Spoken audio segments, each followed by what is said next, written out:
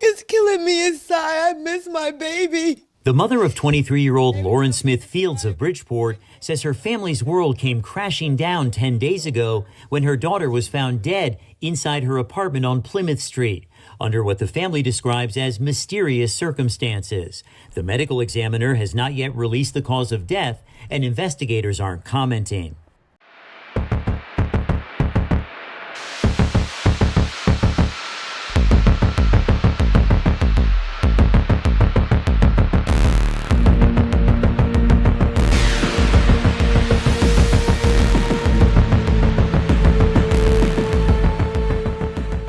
Blood dripping from her nose, body cold and unresponsive, a terrified Bumble date calling 911. This is how 23-year-old Lauren Smith Fields was found on December 12, 2021. But what happened next is even more disturbing than her mysterious death. Police never called her family. They left bloody sheets, a used condom, and an unidentified pill at the crime scene. When her mother and brother finally discovered she was dead, from a note taped to her door, the detective told them to stop calling, that her date was a really nice guy, and there was no need to investigate further. He told me directly on the phone, stop calling me, and hung up in my face. Right. Exactly. Like, it was just total disrespect. What happens when police decide your life doesn't matter? When your death is dismissed because of the color of your skin? Welcome to our channel, where we expose the darkest corners of our justice system. If this already has you shocked, drop a WTF in the comments and hit that subscribe button, because this story only gets more outrageous from here. Lauren Connect Smith Fields wasn't just another statistic. Born January 23, 1998, she was a young woman with dreams, ambitions, and a whole life ahead of her. At just 23, Lauren was already carving her path in Bridgeport, Connecticut, studying cosmetology at Norwalk Community College while running her own small business on the side. If you looked at her social media, you'd see a vibrant young woman who loved beauty, fashion, and travel. Her YouTube and TikTok channels showcased her talent for beauty tutorials and lifestyle content. She wasn't just existing, she was building something. Creating content, connecting with people, making her mark. She could light up any room, her mother Chantel Smith recalls, her voice breaking slightly when talking about her daughter. Always ready with a joke or advice, that was Lauren, always there for everyone. Lauren was exceptionally close with her siblings, the kind of sister who'd drop everything to help. On the very night she died, she stepped outside her apartment to give her brother a basket of clothes, a small act of kindness that would later become a crucial timestamp in the investigation of her death. Her family describes a young woman with big plans. She was saving up for a trip to Greece with her grandmother to celebrate her upcoming 24th birthday, a trip she would never take. She wasn't just my daughter, her mother says. She was my best friend. Former track star in high school, Lauren was working toward becoming a physical therapist. Disciplined, focused, determined. These were the words friends used to describe her. Lauren was the friend who'd call you out on your bullshit, says one close friend who asked to remain anonymous. But she'd also be the first one there when you needed someone. That's just who she was. At the time of her death, Lauren wasn't in a serious relationship. Like many young singles, she had turned to dating apps to meet new people. That's how she connected with Matthew LaFountain, a 37-year-old white man 14 years her senior. They matched on Bumble, exchanged messages, and eventually agreed to meet at her apartment on December 11, 2021. It would be their first date, and Lauren's last night alive. What makes her death even more puzzling to those who knew her is the official cause: acute intoxication from a combination of fentanyl, promethazine, hydroxyzine, and alcohol. Lauren didn't do drugs, her brother Lakeem Jeter insists. Anyone who knew her knows that. Her family maintains she was health conscious, not a heavy drinker, and had no history of drug use. The toxicology report painted a picture of someone they didn't recognize. This was a young woman who cared about her appearance, her health, her future, says family attorney Darnell Crosland. The idea that she would voluntarily take this deadly cocktail of drugs makes absolutely no sense to anyone who knew her. The disconnect between who Lauren was and how she died is just the first of many red flags in this case. A young, ambitious black woman with no history of substance abuse suddenly dies from a lethal combination of drugs after meeting a stranger from a dating app. And somehow, police saw nothing suspicious about it. Where were you when you first heard about Lauren's case? Did the media in your area cover her story? Let us know in the comments below. December 11, 2021 started like any other Saturday for Lauren Smith Fields. She posted on social media, chatted with friends, and prepared for her Bumble date with Matthew LaFountain, a man she had never met in person before. The digital breadcrumbs of their conversation show they had been messaging for several days. LaFountain, a 37-year-old white man who worked in design, lived in a different Connecticut town. That evening, instead of meeting in a public place, as safety experts always recommend for first dates, Lauren invited him to her apartment in Bridgeport. According to text messages recovered from Lauren's phone, she asked LaFountain to bring a bottle of tequila. He arrived around 9:30 p.m. What we know about the timeline comes primarily from LaFountain's account to police, the only surviving witness to the evening's events. But how much of his story can we trust? LaFountain told detectives they spent the evening drinking tequila, playing games, and watching a movie. By all accounts, it seemed like a typical first date. Nothing in his statement indicated any arguments or tension between them. Around 10:30 p.m., Lauren stepped outside briefly to meet her brother Lakeem, who stopped by to pick up a basket of clothes she had for him. This interaction, the last time any family member would see her alive, becomes critically important later.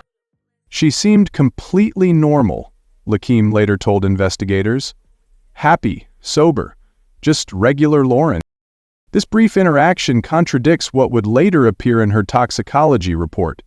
If Lauren was already consuming the substances that would kill her, wouldn't her brother have noticed something off about her behavior? Back inside her apartment, according to LaFountain, they continued their date. He claims that at some point in the evening, Lauren went to the bathroom for 10 to 15 minutes. When she returned, he says she fell asleep on the couch. LaFountain told police he carried her to bed. He checked on her at 3 a.m. and reported she was snoring. Then he says he fell asleep beside her. At 6:30 a.m. on December 12th, LaFountain claims he woke up and found Lauren unresponsive, with dried blood around her right nostril. He called 911 at 6:32 a.m. The 911 call, which the family has fought to obtain but still hasn't heard, reportedly captures LaFountain attempting chest compressions as instructed by the dispatcher. Emergency services arrived within minutes. By the time paramedics reached Lauren's apartment, it was too late. They pronounced her dead at the scene. First responders noted that LaFountain appeared shaken up and in shock. One officer described him as visibly distraught in the police report. But was it genuine distress or an act? Police questioned LaFountain briefly at the scene but did not detain him. They took his statement, collected his contact information, and let him leave. No warrant was executed to search his person, vehicle, or residence. No drug testing was performed on him. Let that sink in for a moment. A young woman is found dead after spending the night with a man she just met online.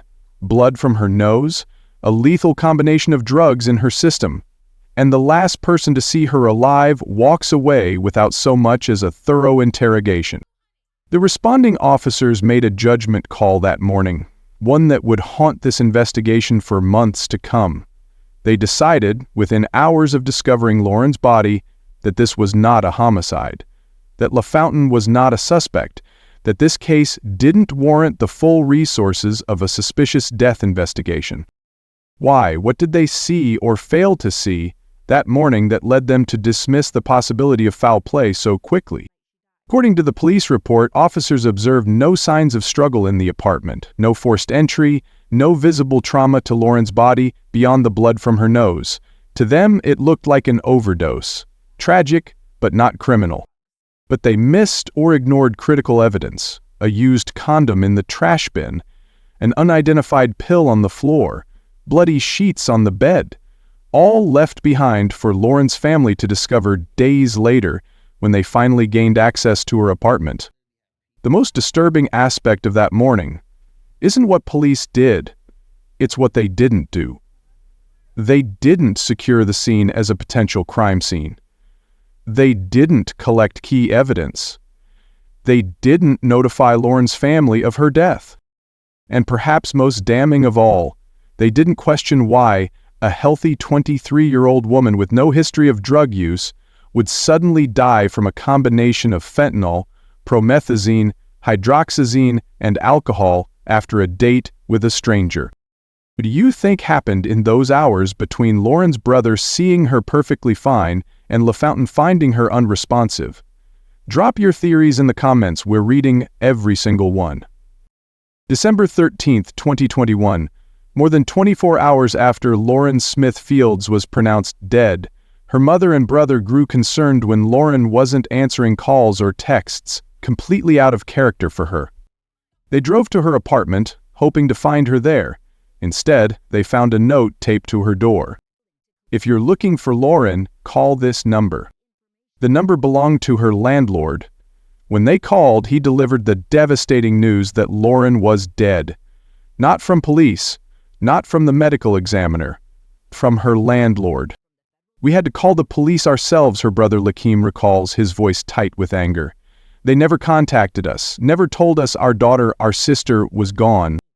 When the family finally reached the detective assigned to the case from the Bridgeport Police Department, his response was nothing short of shocking.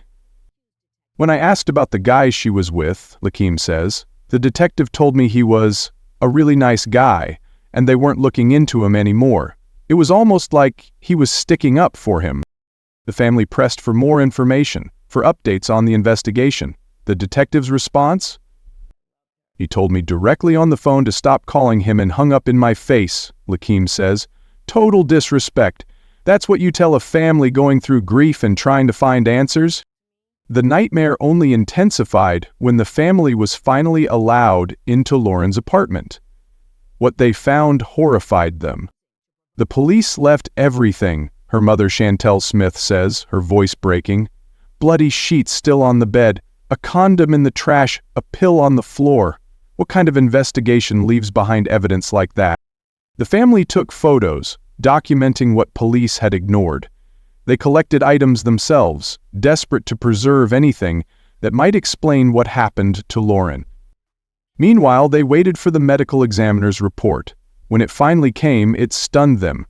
Acute intoxication due to the combined effects of fentanyl, promethazine, hydroxyzine, and alcohol. Manner of death? Accident. Lauren didn't do drugs, her mother insists. She barely drank. This makes no sense. The family's attorney, Darnell Crosland, puts it bluntly. Why would a woman with no known history of substance abuse be found with fentanyl and antihistamines in her system after a date with a stranger? And why weren't police asking these questions? The family's grief transformed into rage as they realized the police department had no intention of thoroughly investigating Lauren's death. They were treating her like she didn't matter. They treated her like she was nobody, Chantel says, like she wasn't important. The family believes they know why. Lauren was a black woman. Her date was a white man, and in America, that still matters. The investigation was racially insensitive, Crosland stated, alleging that the case was not taken seriously because Lauren was a black woman and her date was white. The family's suspicions deepened when they learned more about the substances found in Lauren's system. Fentanyl, a synthetic opioid, promethazine and hydroxyzine, antihistamines that can cause drowsiness. Combined with alcohol, this mixture becomes deadly. It's a combination that raises red flags. These aren't typically drugs used recreationally together. This specific mixture doesn't align with what the family knew about Lauren. These substances don't match who Lauren was, Crosland explains. She was health-conscious, focused on her future. The medical examiner ruled Lauren's death an accident, but the family and many who have reviewed the case see something far more disturbing. the possibility that Lauren was drugged without her knowledge or consent. And the Bridgeport Police Department missed or ignored all the warning signs. Need to pause here and ask, what do you think happened to Lauren that night? Do you believe the official ruling of accidental overdose, or do you see something more suspicious at play? Drop your thoughts in the comments below. This case has so many unanswered questions, and sometimes the best insights come from our true crime community. Let's get this conversation going.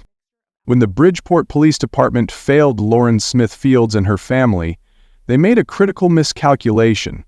They underestimated the power of a family's love and their determination to fight for justice.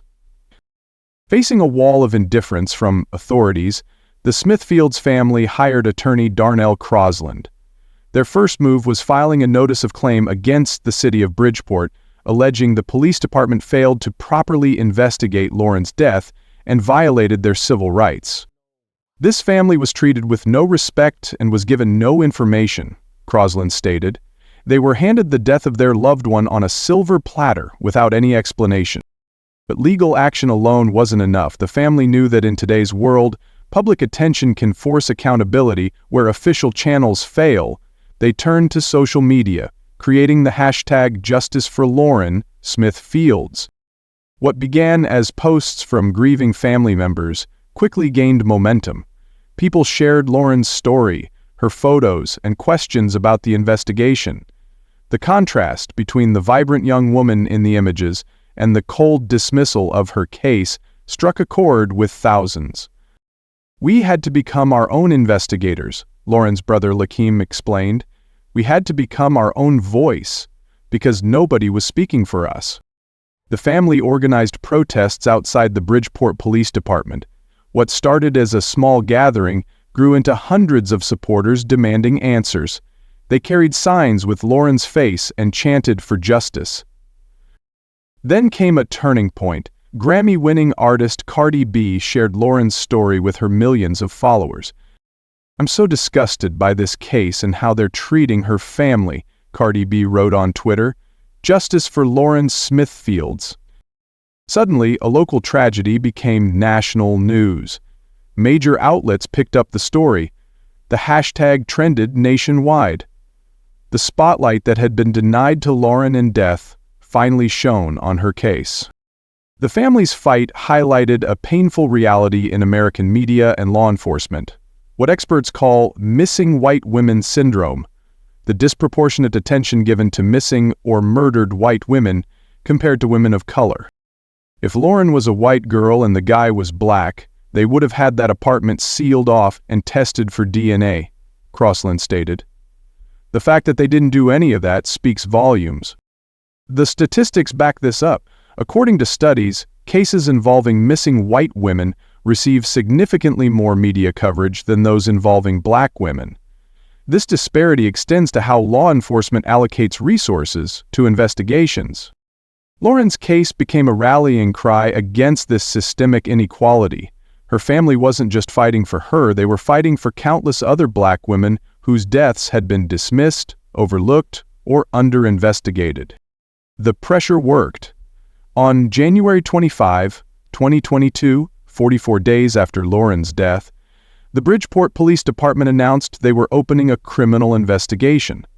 The same department that had initially seen nothing suspicious about her death was now treating it as a potential crime. Mayor Joe Ganim issued a statement acknowledging the unanswered questions and concerns surrounding the case. He referred the matter to the Office of Internal Affairs and promised a full and fair investigation. The detective who had handled the case was placed on administrative leave, pending an internal investigation into his actions, or lack thereof. The family had forced the system to acknowledge its failures. But the victory was bittersweet. It shouldn't have taken public outrage, celebrity involvement, and weeks of protests to secure a proper investigation into the death of a young black woman. "We're grateful for the support," Lauren's mother Chantel said at a press conference, "but we're angry it took all of this just to get them to do their jobs." The Connecticut Chief Medical Examiner's Office had ruled Lauren's death an accident due to acute intoxication. But the criminal investigation would now examine how those substances entered her system and whether someone else was responsible. The family also successfully lobbied for legislative change. Connecticut lawmakers introduced the Lawrence Law Bill, which would require police to notify family members within 24 hours when a relative is found deceased, addressing one of the most painful aspects of how Lauren's case was handled. As public scrutiny intensified, more questions emerged about Matthew LaFonte's Lauren's Bumble date. Why wasn't he thoroughly investigated from the beginning? Why wasn't he tested for drugs the night Lauren died? Why did police seem so quick to accept his version of events? LaFonte, through his attorney, maintained his innocence and insisted he had nothing to do with Lauren's death. He had not been charged with any crime. But the family's fight had ensured one thing: Lauren's case would no longer be dismissed. Her death would no longer be swept aside. The system that had failed her was now being forced to account for its actions. The question remains, would this reckoning have happened without the family's relentless advocacy? Without social media? Without celebrity involvement? For too many families of color, the answer is devastatingly clear. Have you noticed other cases where public pressure changed how authorities responded? Share your thoughts below on how social media has changed the landscape for families seeking justice.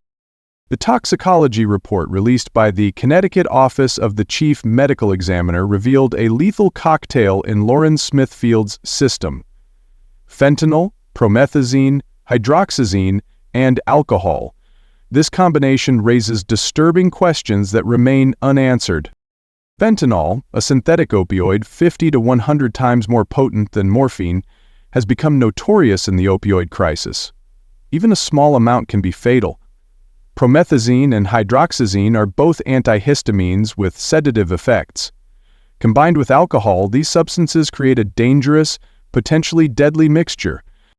The central question haunts this case: how did these substances enter Lauren's system? Her family maintains she wasn't a drug user. She was health conscious, a physical therapy student who understood the human body. The idea that she would knowingly take fentanyl, especially while drinking alcohol, contradicts everything her loved ones knew about her. This raises the chilling possibility that Lauren was drugged without her knowledge or consent. If so, the only other person present that night becomes the focus of suspicion. Yet the Bridgeport Police Department initially showed little interest in investigating Matthew LaFonte. They didn't test him for drugs. They didn't thoroughly search his person, vehicle, or residence. They accepted his account without rigorous scrutiny. Lauren's case exposed critical safety concerns about dating apps. Bumble, like other platforms, offers safety guidelines: meet in public places, tell friends where you're going, stay sober. But enforcement of these guidelines falls entirely on users. Dating apps need to take more responsibility, Lauren's family has argued. They can't just connect people and wash their hands of what happens next. The case also highlighted catastrophic failures in police accountability. The detectives' handling of the case, from failing to notify the family to mishandling evidence, revealed systemic problems in how deaths of young Black women are investigated. These failures prompted legislative action. In May 2022, Connecticut Governor Ned Lamont signed Lauren's Law, requiring police to notify families within 24 hours when a relative is found deceased. It's a small but significant change that might spare other families the additional trauma Lauren's endured. The NAACP became involved, calling for the Department of Justice to investigate the Bridgeport Police Department's handling of the case. In a statement, they condemned the racial insensitivity displayed by the Bridgeport Police Department in their response to the untimely death of Lauren Smithfields. The organization pointed to a pattern of problematic handling of cases involving Black victims, suggesting Lauren's case wasn't an isolated incident, but part of a broader systemic issue. As the criminal investigation continues, several theories have emerged about what happened that night. The first, supported by the medical examiner's ruling, suggests Lauren voluntarily took these substances, perhaps provided by LaFonte, and suffered an accidental overdose. The second, which the family believes more likely, suggests Lauren was drugged without her knowledge, either with intent to harm her or to incapacitate her for other purposes. A third theory questions whether proper medical attention was sought quickly enough when Lauren became unresponsive. LaFountain claimed he found her unresponsive at 6:30 a.m., but could she have been in distress earlier? Without a thorough investigation from the beginning, without evidence that might have been collected but wasn't, these questions may never be fully answered. What's clear is that Lauren Smith Fields deserved better. She deserved a proper investigation. She deserved for her death to be treated with the seriousness and respect afforded to any human life. And her family deserved to be notified, to be heard, and to have their concerns taken seriously from the very beginning. Do you think dating apps should implement more safety measures to protect users? What changes would you like to see? Share your thoughts below. The investigation into Lauren Smith Fields' death remains active, with her family's wrongful death lawsuit against the Bridgeport Police Department proceeding through the legal system. While the medical examiner ruled her death an accidental overdose from a combination of alcohol, prescription medications, and fentanyl, many questions remain unanswered about how these substances entered her system and the circumstances surrounding that night. The family continues to fight not only for justice for Lauren, but for systemic changes in how police departments handle cases involving people of color.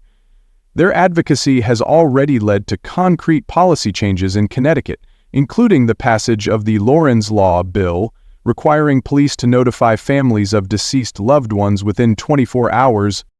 Lauren's story has become a powerful catalyst for conversations about police accountability, racial disparities in missing persons cases, and dating app safety.